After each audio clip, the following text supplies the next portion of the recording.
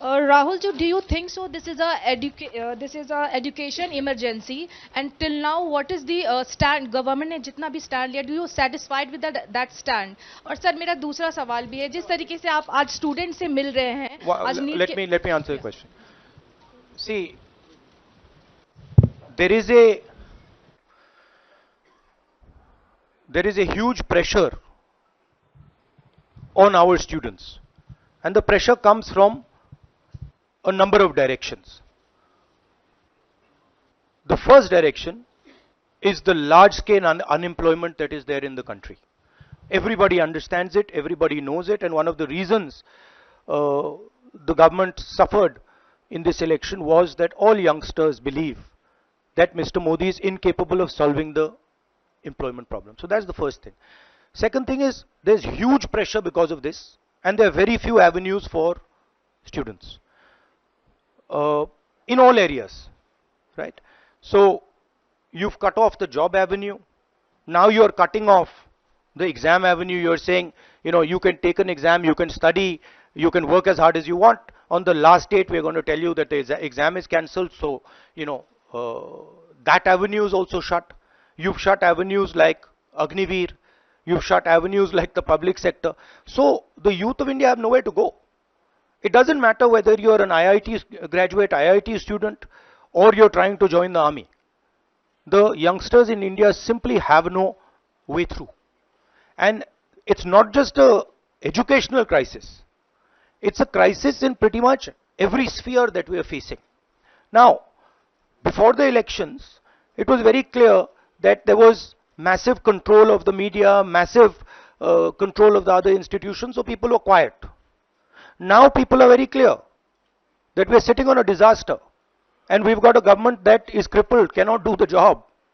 It's literally walking around on one leg, right? So, yes, it's a crisis.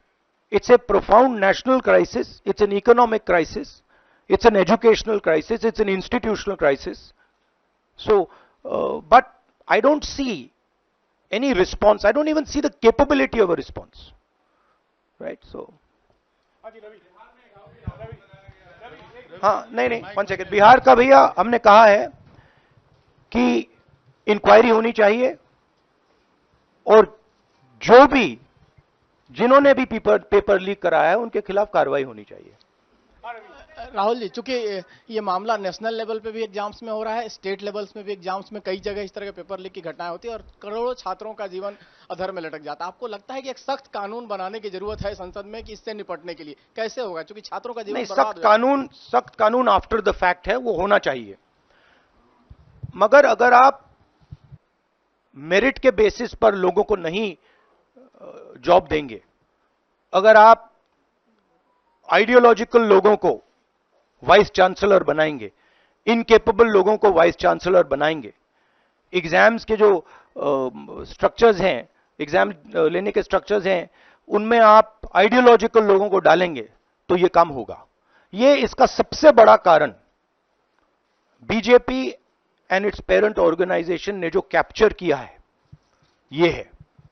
और अगर आप culprit ढूंढना चाहते हैं तो मैं आपको बताता हूं, जिन लोगों ने हिंदुस्तान के इंस्टीट्यूशंस को डिस्ट्रॉय किया है, जो पहले ऑब्जेक्टिव हुआ करते थे, इम्पार्शियल हुआ करते थे, वो आज इम्पार्शियल नहीं है, ऑब्जेक्टिव नहीं है, आइडियोलॉजिकल बना दिए गए हैं, और मीडियोकर लोगों को इन इंस्टीट्यूशंस में बैठा दिया गया है। इसका मेन कारण यह है, और इसका आप एपिसेंटर देखिए, पूरा देश जानता है, युवाओं आप सब जानते हो कि इसका पहले एपिसेंटर मध्य प्रदेश हुआ करता था, वहां पे 40-50 लोगों की हत्या हुई थी, ये तब शुरू हुआ था। आप जानते हो कि गुजरात में, उत्तर प्रदेश में और मध्य प्रदेश में इन चीजों का एपिसेंटर है। और आप ये भी जानते हो कि बीजेपी के लोग कहते हैं कि हमारी लेबोरेटरी मध्य प्रदेश और गुजरात है। तो लेबोरेटरी से यह काम शुरू हुआ है और अब यह काम देश में फैल रहा है और आपका इससे नुकसान हो रहा है।